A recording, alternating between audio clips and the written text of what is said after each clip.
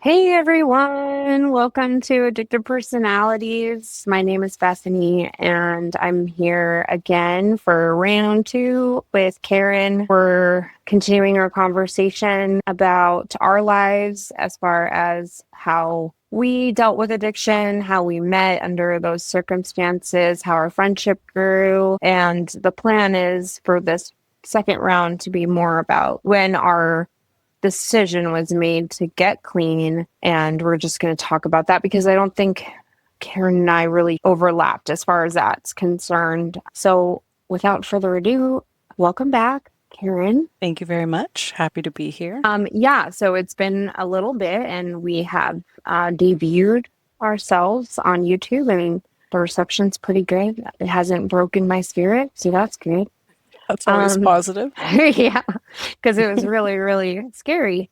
But we shared a lot. And for those of you who haven't watched it, I would encourage you to watch it. I'll link it in the comments. I guess that's what you're supposed to do on YouTube. You're supposed to have Like and follow, like and follow. Like, follow, subscribe, get notified. Where we ended it, we basically talked about a couple of the really crazy things that happened. And I think we were kind of unearthing it in real time, right? Yep. So definitely want to have more of a conversation. But this time it'll be a little bit less reminiscing and more comparing journeys as far as it relates to getting clean. Mine was way different. And also Karen has been sober for longer than I have. So she chose to get sober before I did. So yeah, why don't we kick it off with, first of all, what's your sober date? My sober date is July 28th, 2015. Right. So you're going on 11 years. Yes, ma'am. So my clean date, for those of you that don't know, is July 3rd of 2018. So I'm coming up on 8 years. Also, we have a very different way in which we operate and move through the world now. So I just want to make it clear, Karen and I differ. We have different opinions and we also have different journeys, but it's okay because there are other alternatives rather than the traditional orthodox AA and NA. And since you had brought that up, Karen, before, not in our last video, but in leading up conversations, I've actually seen more and more of the no harm NA and AA programs. So that's really interesting to me because I didn't know those things existed until I started doing I didn't this. either. So why don't you share what made you get clean and how that happened for you? So I had children and I was in a really difficult marriage with their dad. And I was really good at controlling my alcoholism for a while.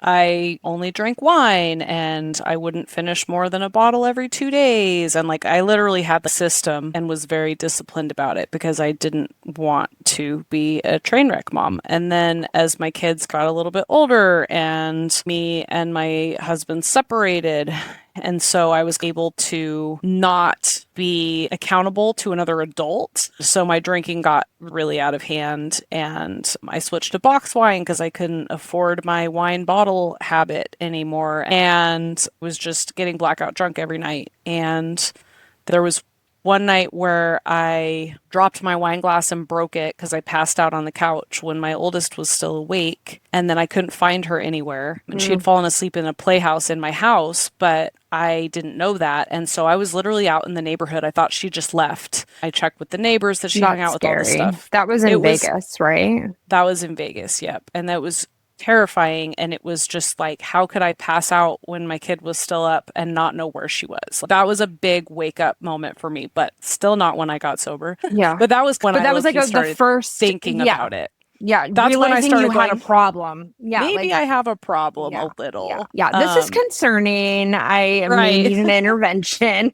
This is not the mom that I want my kids to remember. And I had a guy that I was hanging out with at the time who talked to me about his mom who was an alcoholic and what it was like growing up with that. That was also a big deal to me because he had a really rough relationship with his mom Were you identifying with his mom when he was describing her? Was it like a mirror and oh shit, he's Yeah, kind I of mean, describing me or what could potentially I be mean, me. potentially, yeah, because it's Yeah. like she was worse than me, but she was But she had to start absolutely, I would somewhere. have, exactly, absolutely, we Yeah. would have gotten there. I didn't have my kids make me mix drinks, but Right. I have a lot of friends. But yeah. It's a thing, right? Yeah. And that's what he's like, yeah, I learned how to mix drinks from making my There's mom kids that drinks go when to I the was liquor 8 years store for their old. parents, because Right, their right. parents are hungover or whatever. I mean, Yep. yeah. And so he had to take this very parentified role. That was really significant. And then I had a night where my kids wouldn't go to bed. I just wanted to sit outside and drink my glass of wine and smoke my cigarettes. And I just lost my shit. And my little, she was like 4 years old and she was just little and she just didn't want to go to bed. She was just doing the normal little kid Yeah. shit that I need a drink of water, read me another story. And I just lost it. And Yeah. my older daughter was trying to drag her away because she was trying to manage my mood. And I started spanking my little one. And then I saw the look on my older daughter's face. And I was just like, I can't do this anymore. And I called their dad and I was like, you need to come get your kids. I don't want to deal with them anymore. And the next day, I was like having a total mental breakdown overnight and still in the morning. And I got a call from this lady that was trying to counsel me and my ex to reconcile at the time. And she said that he had called her and told her what happened. And I was like, oh, yeah, he's trying to vilify me and make me look like the bad guy. And she's like, no, but did you ever think you might have a problem with alcohol? And I'm like, yes, I'm bawling.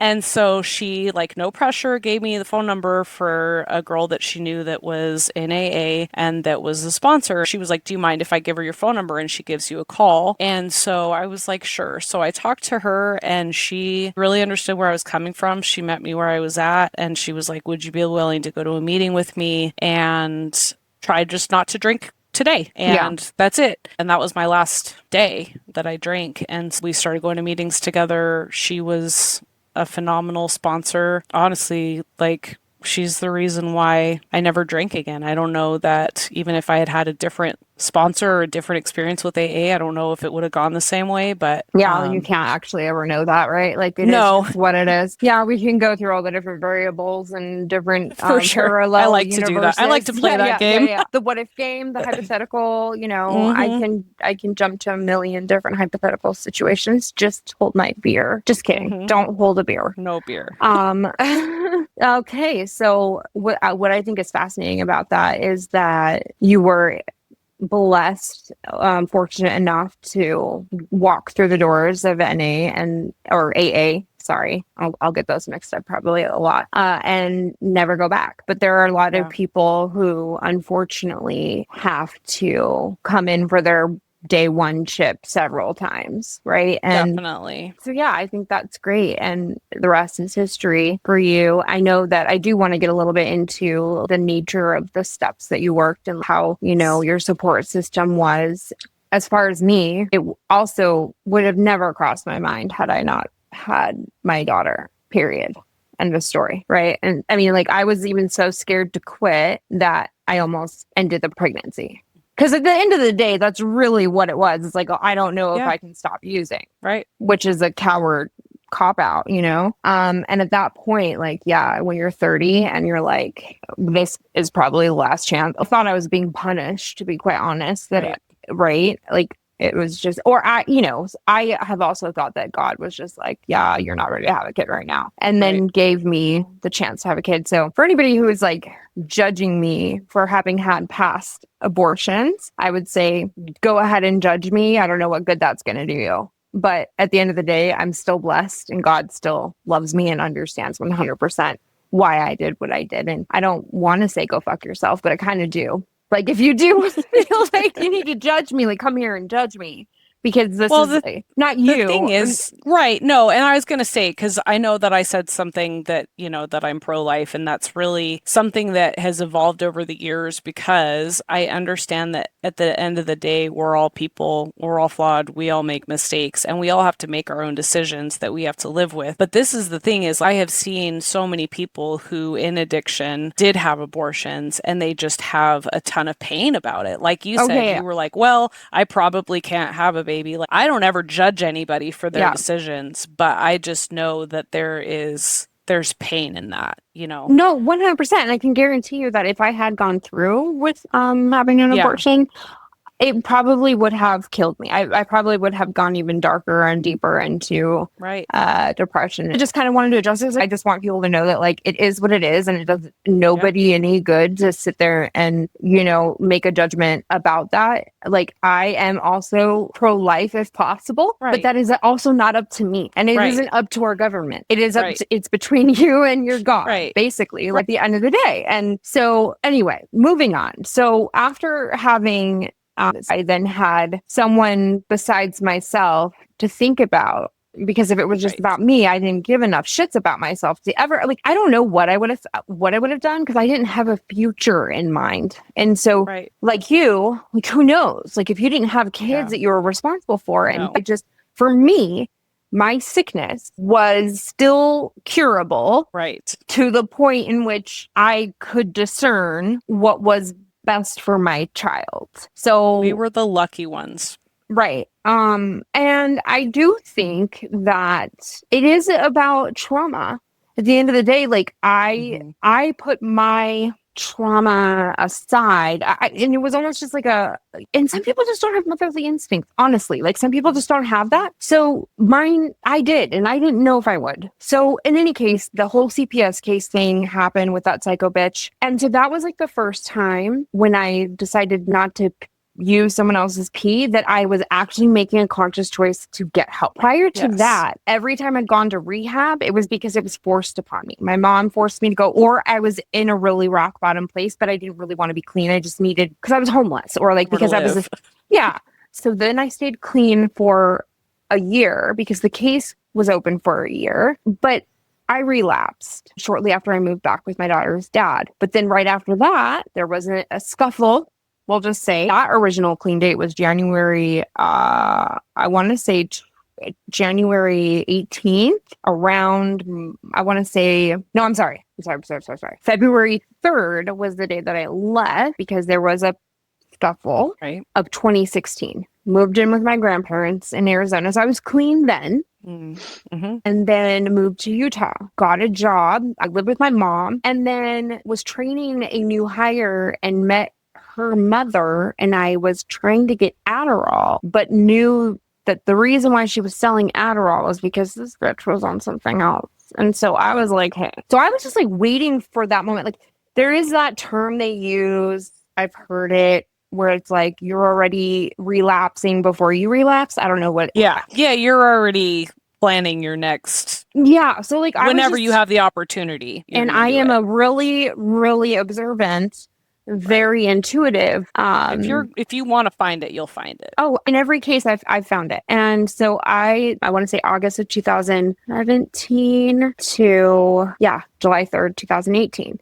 So it was just a 10-month relapse. And then it wasn't until July 3rd where at that point in 2018 my daughter was almost 4. And I wasn't a bad mom by any means. And I even had the daycare because I had actually shared too much. And I had mentioned that I had used during my pregnancy. Now, mind you, I had severely cut down. Like I was just functioning. Okay. Yeah. The same argument could be made for taking Adderall while you're pregnant. Okay. Yeah. My daughter is and was perfectly healthy, but I shared that with the wrong person. And did you know that in Utah, there's no statute of limitations on this? If you are reported to have used in your pregnancy, it doesn't matter how old your kid is, they can come and take your kid away. So somebody and I know who this is, reported me to CPS. They came to the house. Now, at the time, I was like in a very hoarding situation, but even that wasn't a concern. It was clear that my daughter was well taken care of. And once I said that I had given birth in California, she's like, wait, what? You gave birth in California? I was like, yeah. She's like, oh, well, then this case has no merit. I'm like, okay, cool. But I was like, go ahead and test me because at that point I had already stopped. Yeah. Do you know what I mean? So like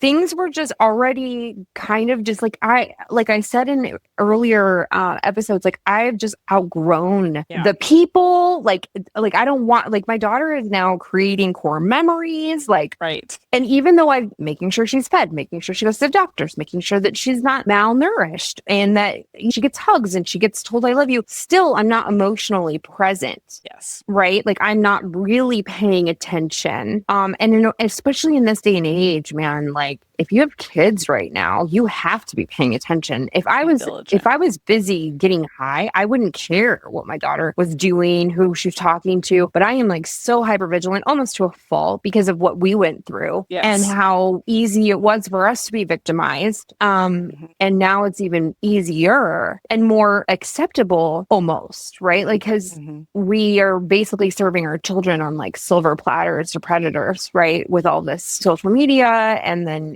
twisting their minds with all of these things. And it just becomes normalized. And so that was something I just didn't want to do. I knew that I needed Adderall. Unfortunately, this was my case for me. So I sometimes do I think it's a cop out. Like I didn't detox and get clean and go through a program. I knew that if I just had Adderall and my sertraline, as long as I don't have the brain zaps, I'm good. Right. But anyways, so I went to the doctor. I did the whole ADHD fill out thing. And he's like, oh, yeah. Off the charts. Off the charts. You need a 100% diagnosis with ADHD, and you should have been on this a long time ago, which answers a little bit of the question of why it worked for me. Right. Again, the chicken and the egg. Did the meth cause the ADHD, or did I have ADHD and the meth was self-medicating? Again, when you're starting at 12, 15 years old, Right. Who knows? But that was it for me. And once I did that, I was done. And it was such a difference. I've been to jail. I've been to rehab. I've been through CPS. None of those were because I had the desire to be clean. I can hop in and do whatever I need to do to get shit done. And I will do it and I will make the best of it. And that's what I did. This time, though, I was like, no, fuck it. I'm going to get clean and I will never pick up again. And since that day, because I was working full time in the office. This is pre-COVID. That's when the promotions started happening. That's when I just started feeling like, shit, I've been missing out on really being me. There was just no such thing as me off drugs. So I don't go to meetings.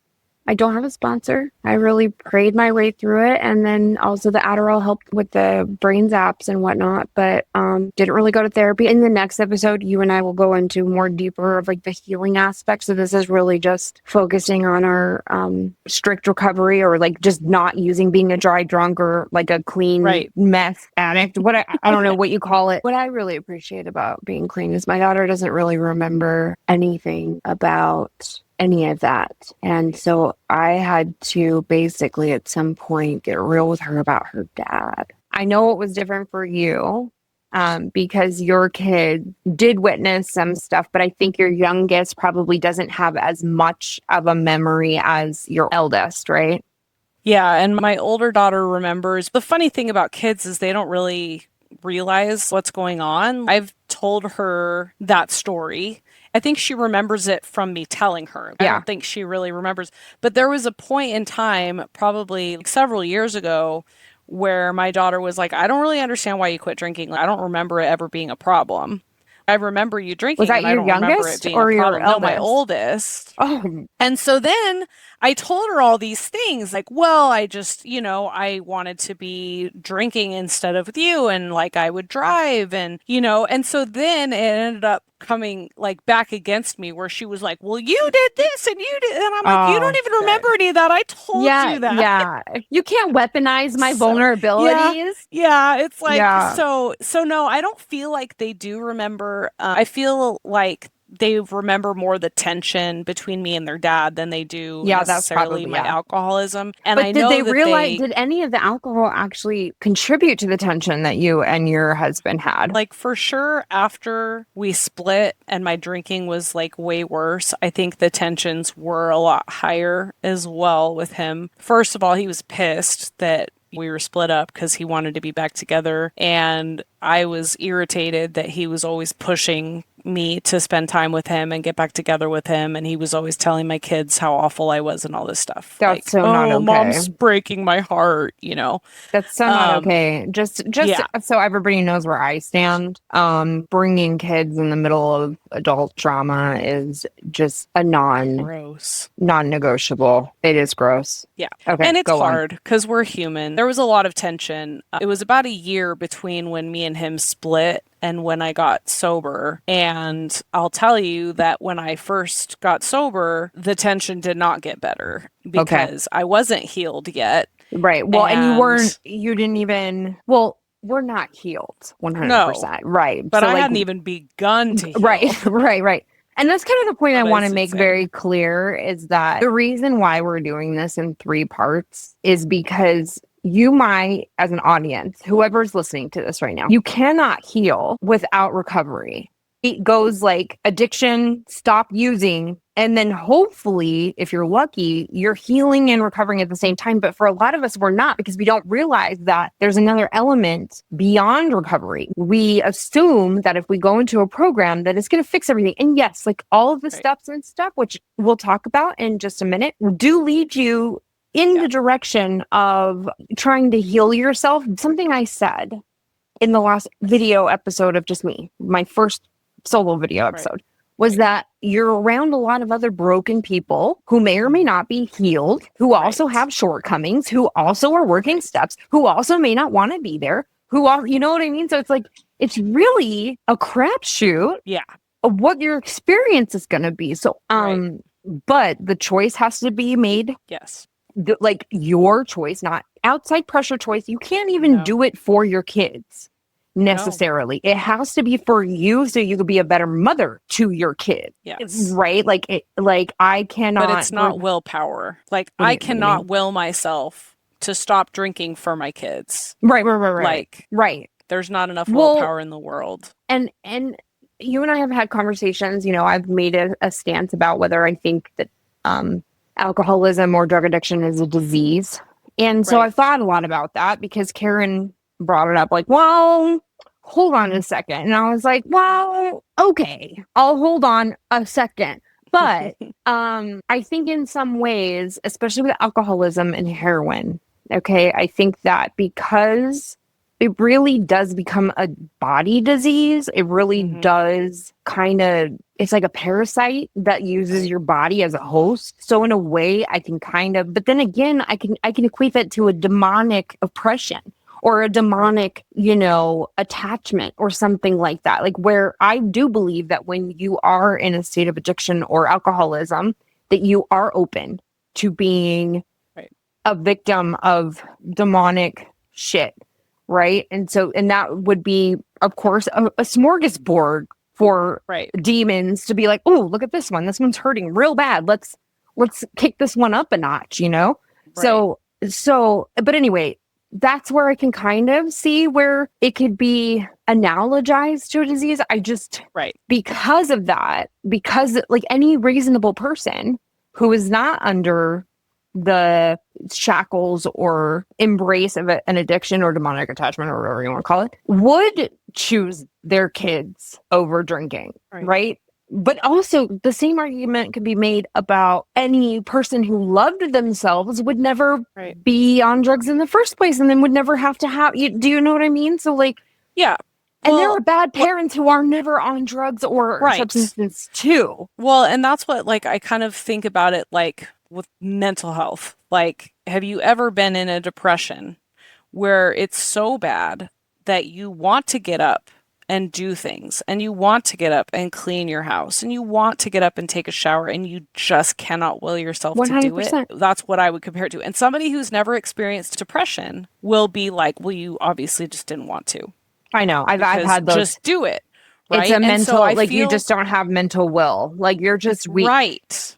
And so that's where I feel like it's very much synonymous with addiction, where people are like, well, just quit. Right. And I know. It's like, it's not that easy. And but just that's make also yourself. A mental health disorder. And so that's why you and I have also talked about the disorder versus disease. Because if we wanted to be fragile snowflakes, okay, and if I wanted to play that role, I 100% could be offended.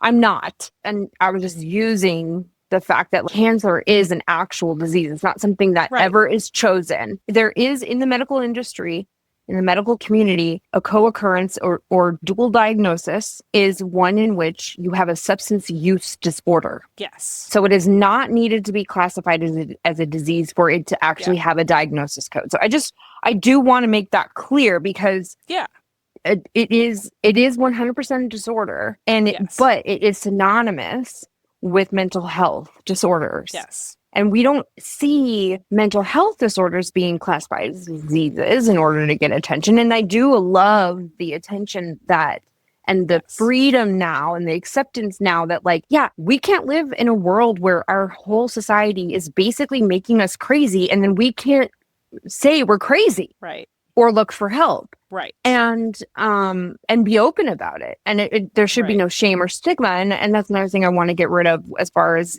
having had an addiction. I think that the fact that I have to be careful about what I'm talking about and not say who I am, of course there are those who know me that watch this, but like, I can't, I won't go into detail about where I worked or where I go to school or anything like that, because of the fact that there are people out there who think that they're so untouchable or self-righteous that I am a risk or a liability. So I think that that's unfortunate, because there's a lot of those people who are probably addicted themselves, and that's why they take such a strong stance about it, because there are socially acceptable addictions. Like alcoholism. Like alcohol. I know tons of people who are very high up, prestigious ass people, and they're raging alcoholics. Cocaine. But they're functional. Yeah, cocaine too. But cocaine, they don't come out in the open and talk about it. Alcohol, they do. They serve alcohol at work functions. You know what I mean? Like, it's just, it's a hard one. The company that I work for, they throw crazy parties and everybody just gets wasted, I'm glad that I don't drink anymore, because I still would have been the most wasted person anymore in the room. And I can go and not worry about it. Right. And I can laugh at people. Do you think you could have done that 5-6 years ago? So I don't remember exactly the moment that I felt okay going to a function where there was drinking, but it wasn't the first 3 years. I can tell you that for sure. I think it was maybe around like 4 or 5 years that I was like, okay, I can probably, and not that I didn't go anywhere where people were drinking, but I wouldn't go somewhere where everybody was drinking. You know what I mean? So you still felt like you had active triggers in the beginning. Yeah. So like, talk about some of the triggers. What are some of the things that would trigger you in the beginning? Well, for me, big emotional responses have always been my biggest triggers. So when I get really fucking angry, like enraged, when I'm just so upset, like sobbing, when I would have those big, huge emotions, I wanted to regulate with booze. I wanted to go and take shots. And that's literally what I would do when I was drinking. I would go and I would just start pounding alcohol when I was upset like that. That was the only times really that I was like, I would be drinking right now. But I can't. And so I would look for something else. And so drinking was never about feeling good. It was about not feeling. It was also about having fun and feeling good, for sure. Because I liked to go and drink with my friends and laugh and have a good old time. I'm kind of like a mixed introvert and extrovert. Like, I really like being around people. I also really like being alone. Yeah. I'm not really good at being extroverted in groups. But with alcohol, I was the life of the party, and I could talk to everybody, and I didn't give a shit. So it was a lot of that. It was also like very much a coping mechanism. I had a best friend that I would go to her house and we would drink. We would sit by the pool with the kids and we would have a big old glass of wine or vodka and soda or whatever. And I didn't want to go to her house for a while. It was hard because she's like my best friend. And it's like, she's not my best friend anymore because I'm not drinking. Yeah. But it had been such a part of our friendship before. It was hard. Yeah. So that was definitely the first or second year. I didn't go a lot of places besides meetings. And I remember feeling like, man, is this just what the rest of my life is going to be like? That's like, I'm never going to do anything fun again. And that you're only going to be in the program forever. And like, and I think there just has to be a life outside of for instance, something that I used to think about a lot is like, man, I really don't want to have to listen to the depressing stories, or like, there's just to me still a lot of risk in those rooms. I feel like for NA anyways, which is much different than AA, if I were to ever have chosen a program to do outside of the ones I was forced to do in the CPS case, is really what made me have to go and actually do the work, right? I actually did a 4-step with that, which actually really opened my eyes to a lot of things about my past. Like, I don't know if you remember how much I hated my dad. But after doing my 4-step, I realized that it was actually quite imbalanced. Like I had like what I realized is that my mom was an enabler, and anytime that I needed help, my dad was actually the one to help me every single time. Yeah. I Even was though we noticing didn't that get, when you were going through your past, that every time you called your dad, he was like, "Come out here." yeah, and I didn't realize that until I did my 4-step when I wrote out my whole life story essentially. And I was like, wait a second, I'm being rescued from the situation from my mom every time. Look, I don't blame my mom either, Right. but I did have a lot of blame and resentment towards my dad. And it wasn't, Right. I did forgive him at 15 for what I would call for him just being an asshole, Yeah. but that didn't remove some resentment.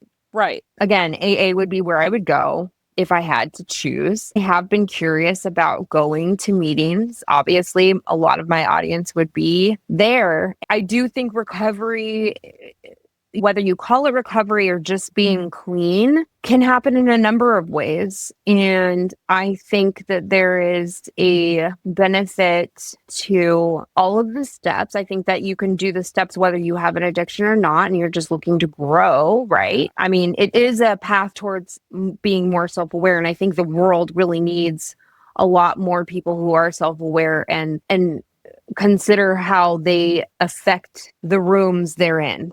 Right. Because I think that That people, was my experience in doing the steps was like everybody needs to do this. Like yeah, literally everyone needs to do this. yeah, yeah. And if you're super resistant to it, the steps, I'm not talking about the sponsor. I'm not talking about like if you're Right. super No, but resistant doing the steps. doing the steps, and that might be a red flag that maybe you need to do Yep. the motherfucking steps. Yep. But yeah, so I know that so how long did you really I know that you had this something about like you falling off with your sponsor. You're not even in Vegas anymore anyways, and you're in Washington. It's Right. like, do you still go to meetings now or no?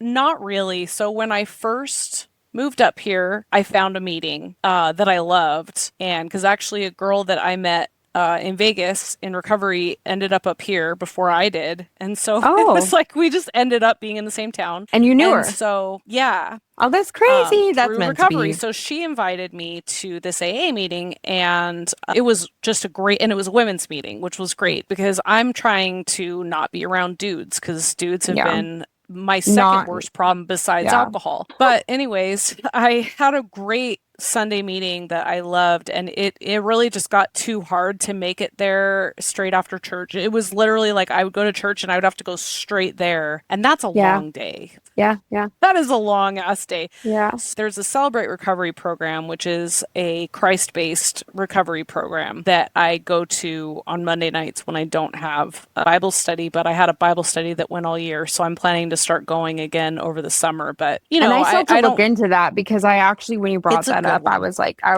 that's really, oh, sorry, go ahead. Okay. Yeah, I was just gonna say, like, I could help you look it up because they have like a whole website. You can find one anywhere. But they're great because you can go in there with life issues. You don't have to be addicted to anything. You can just go and be like, I don't know, I'm broken, you know? And you don't have to Um, say your name and then I'm an no, addict or an alcoholic, and you don't have to say it the right way, and you don't have to, right. yeah. Yeah, when you introduce yourself, and most people say, I'm a grateful believer in Jesus Christ, and I struggle with blank, so that you're identifying with Christ instead of identifying with your And so addiction, you have which a I really like. mix of different addictions too, I would assume. Yeah. See, that's something else I find interesting is that they segregate all of these different addicts. You Mhm. have CA for Cocaine Anonymous and Crack Anonymous. You have Oh, I didn't know SA that. for sex. Then you have Gamblers Anonymous. You Yeah. have Well, yeah, that I knew, but so like, but yeah, they have CA. And I remember my aunt is very much in the program. And I remember I did, trigger warning, I did try to kill myself in 2007 because I was going through a really rough time. And I also had a really bad toothache. And I was like, fuck this, I'm homeless. I have a really bad toothache. And tooth pain is the worst. And this it was the is. worst pain I've ever felt. More than giving birth to my daughter, which, I also didn't feel altogether because I had an epidural. So, but this tooth pain was insane. So I did try It's to offer bad. myself from that. my dad came down and my aunt, I haven't seen her in 13 years, and she was like, well, you can live with us, and this was in Whittier, I think, and she was like, I have hookups, in those Long Beach, I can't remember the name of the rehab, but what a fucking joke of a rehab, okay? Like, oh my God. Anyway, my point is that this was right around Christmas. I don't remember the exact date that I did this, but obviously I had to be in a 72-hour hold at the crazy house in Chino, I think it was. And then I'm just moving in with my aunt, whom I have not seen for 13 years. And from what I remember, Right. she's, a lot. And that A whole lot. side of the family is a lot. My dad's side of the family is a lot. And so, I mean, a lot of you want to talk about generational trauma, we can go down that road, but I won't. But anyways, so she had me going to the marathon meetings on Christmas Eve. I think I went to rehab shortly after that. But yeah, it was like all types of meetings. And so you would get all types of personnel. And we're talking about, I think this might have been, this was kind of in the ghetto. This was, Yeah. like You encounter all kinds of, like, I went to my first AA meeting in San Bernardino, California, and that was interesting. oh yeah. That about soured me on AA. Like, Yeah. luckily I found better meetings in Vegas, but Yeah. Well, the meetings when I you're had to in go the hood, to, the meetings are yes, and the a meetings lot. I had to go to when I transitioned into an aftercare program, part of my CPS case, and I know that we're supposed to be talking about after we got clean, but this is part of when I was clean. Like I did have to get clean during 2015, and this was my experience, and I had to go to Victorville. So going to downtown Victorville, Yeah. that's a journey. Meth capital of the world. One of Not them, really, but one of them. yeah, we talk about the high desert. Yeah. Yeah, we're talking some interesting folks, man. But I still, though, I am so grateful for that because I have so many friends that I would not have been able to get through any of those. And I know we're talking about two different substances here. Okay, we're talking about alcohol and we're talking about meth. So meth is like the underbelly of society and it's very social. It's very much about a hustle. You have to go out of your way to go get it. You can't just go to the liquor store. It's like a whole thing. Like, it's a whole adventure. A mission is what we would call it. Mission. Going on a mission. And so it's very much also a power struggle amongst people. But yeah, I made really great friendships and then also came across people that I'd known in the wild. Yeah. Several times, even at the Long Beach rehab, I met people from bet. Upland that I'd used That's with. funny. Crazy. It is kind of a small world, but it's not. It's at the same time. It's just like, but that also could just mean like I had my little tentacles everywhere. That's also true. I was going to say that.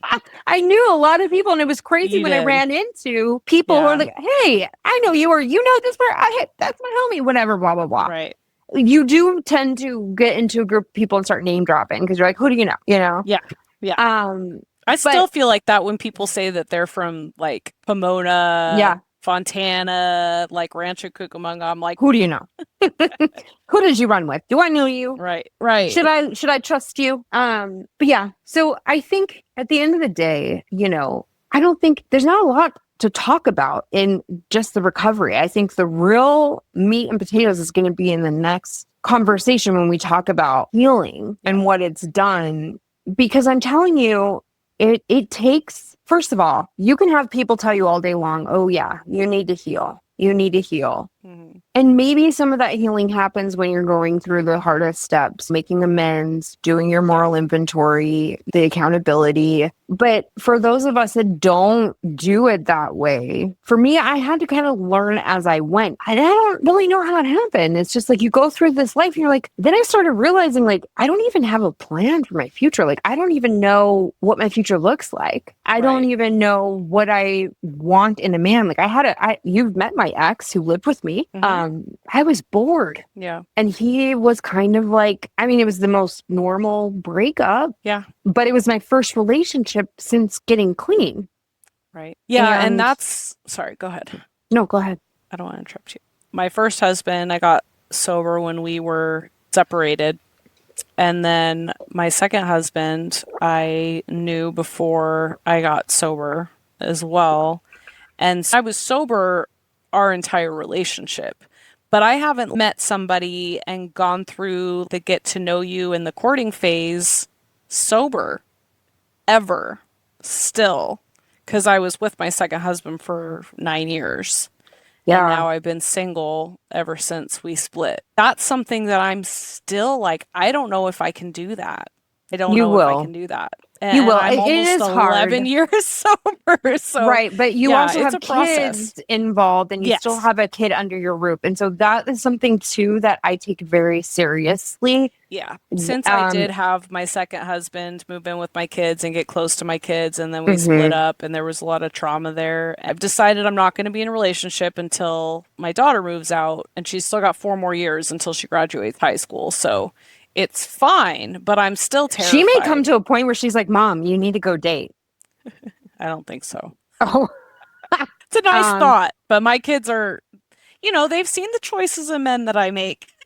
They're yeah, like, no, mom, please just stay our single. picker has been broken. And I think in this last relationship that I had, honestly, I don't know that I would be. I'm not saying that I would have never started healing or being aware of like how, like the Right, boundaries episodes that I have. I might re-record them on video because I don't know that people are going back and listening to the audio, to be quite right. honest.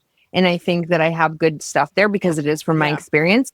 there is The good stuff reason there. why I brought up how boundaries can only work if they work both ways is because how many times have I expected someone to treat me a certain way, but then I treated them however I want. Yeah, Like I didn't even have a set of rules for myself and rules of engagement for myself, right. right? So like, how can I Those are impose? just walls.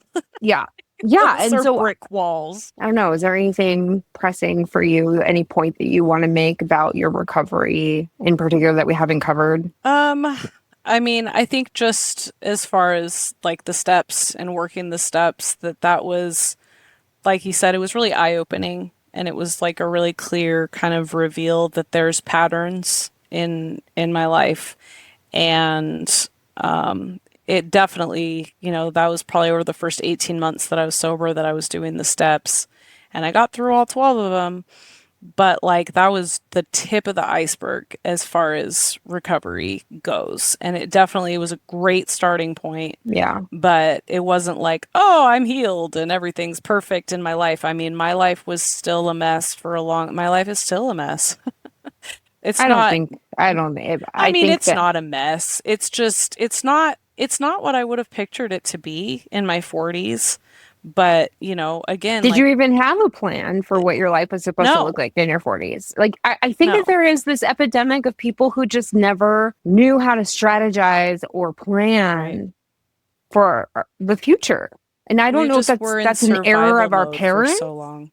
for Yeah. not teaching us like what is to come and like what you should strive for. Cause I don't remember getting a talks like that. Like, hey, you should really start saving your money and you should See, really I got all those talks, oh which is why I have no excuse. Like, I had parents that literally sat, and I just didn't give a shit. I'm just like, yeah. whatever. I don't want to be like you guys. Now I'm like, oh my gosh, I want to be just like you. Please, can you teach me now?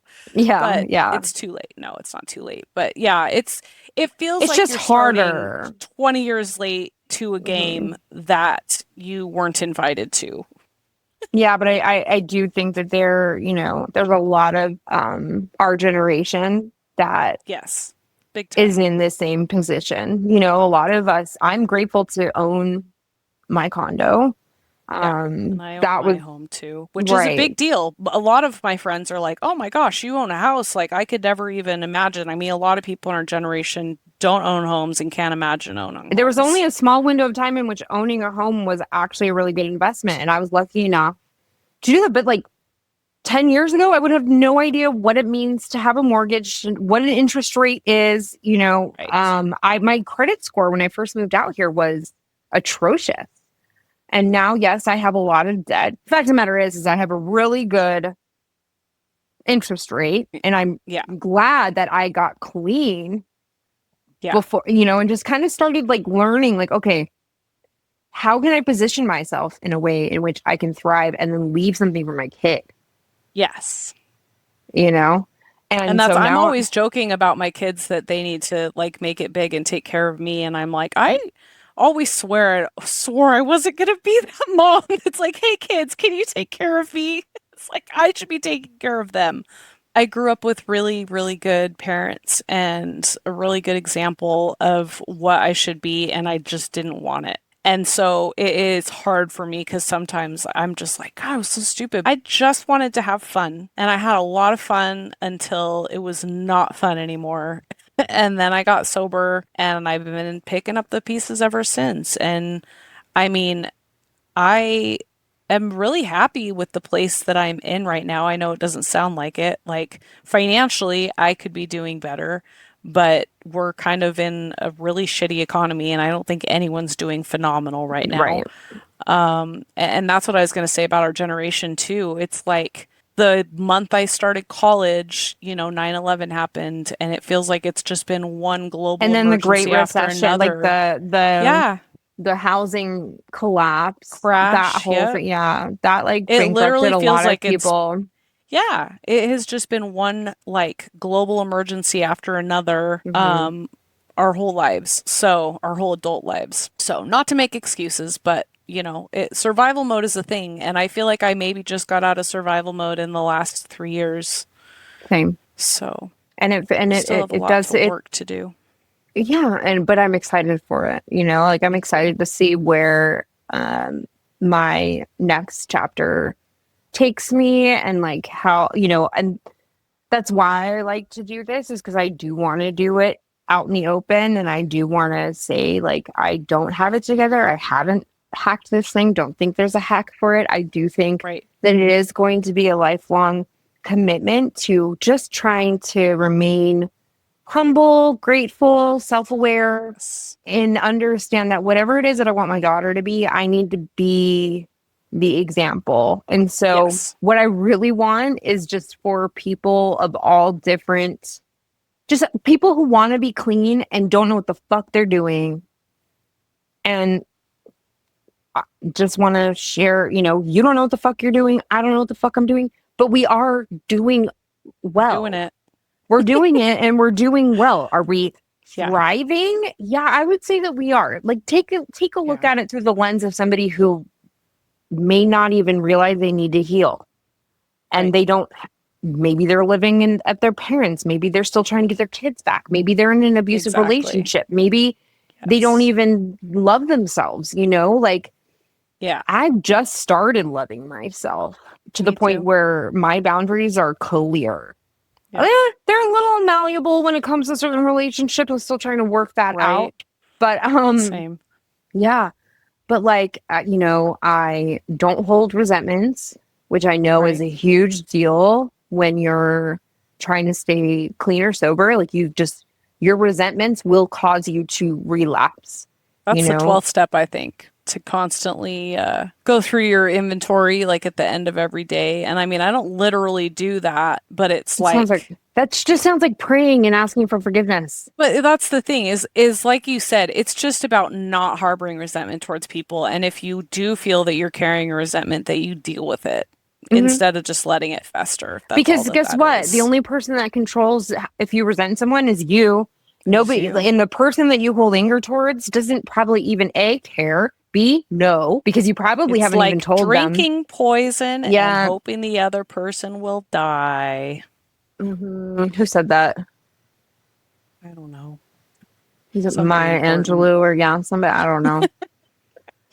Also, another important quote: when they Can show hear you the who they brain turning. are, Believe them believe them the first time. the first time. Yeah, that's something that I've really struggled with because I've looked back and gone, man, they showed me who they were years before this, and I just figured it out after they burned the shit out of me. Yeah, And it's like, man, if I had just believed them when they told me the first time. I know. But here's another thing, though, too. Jesus on the cross said, "They know not what they do." Mhm. So, you know, If anybody hears something that resonates with them and helps them, then, our mission will be accomplished that's the because only thing that it's I important. care about is that. But anyway, I really appreciate you hopping on for a second time. And Yeah. I hope that we've covered. I mean, I know that we kind of went off on a little bit of a tangent, but I think I didn't really want to get too much into a healing part yet because Yeah. that's the next time. And that's where the good stuff's going to be.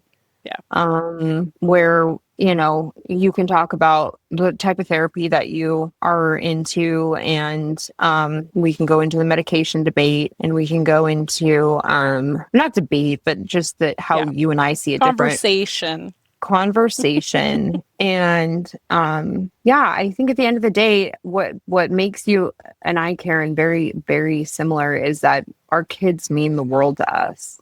Yeah. No matter what kind of mistakes we've made or the, you know, missteps and whatever, I think the fact that we were able to check ourselves before we wrecked our children, Yeah. too bad, you know. I think, all right, well, Karen, it's just been such a pleasure, such Pleasure's all mine. a pleasure to have you back on my podcast. Pleasure's all yours.